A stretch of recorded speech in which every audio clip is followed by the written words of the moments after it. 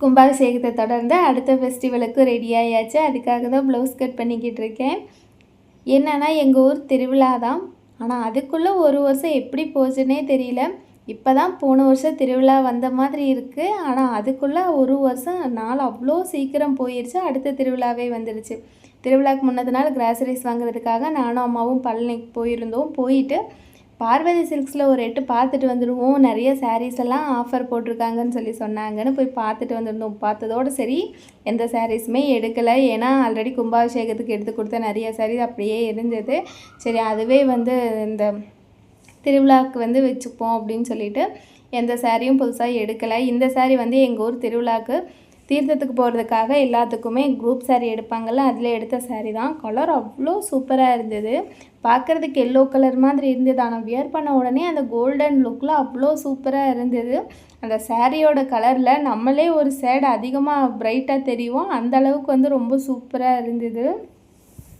ப்ளவுஸும் நானே ஸ்டிச் பண்ணிக்கிட்டேன். ஒரு 2 நாள் தான் இருந்தது. சாரீ எடுத்துகிட்டு பெருசாக டைம் இல்லை அப்படிங்கிறதுனால நானே வெளியில் கொடுத்து ஸ்டிச் பண்ணுறதுக்கு டைம் இல்லாதனால நானே தான் ஸ்டிச் பண்ணிக்கிட்டேன். கொஞ்சம் பேக் நெக் மட்டும் நல்லா வரல, மற்றபடி சாரீ நல்லா தான் இருந்தது.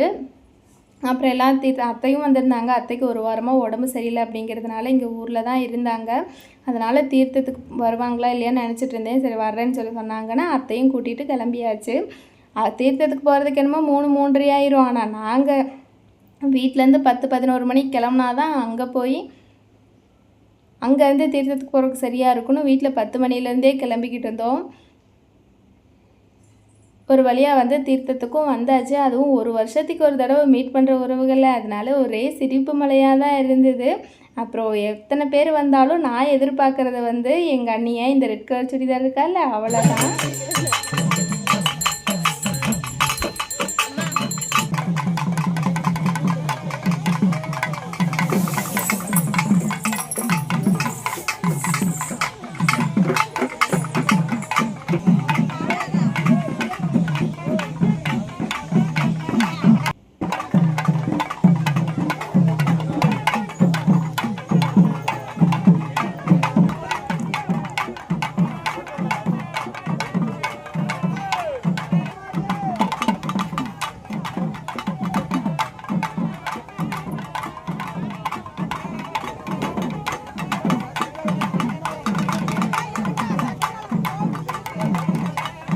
நாங்கள் எந்த ஃபெஸ்டிவலுக்கும் மிஸ் பண்ணாமல் வரதுக்கு காரணம் எங்கள் அத்தை பொண்ணு தான். அவளுக்காக நானும் எனக்காக அவளும் எந்த ஃபெஸ்டிவலும் மிஸ் பண்ணக்கூடாதுன்னு நினைப்போம். ஏன்னா அந்த டைமில் மீட் பண்ணிக்கிற ஒரு வாய்ப்பு கிடைக்கும்லன்னு.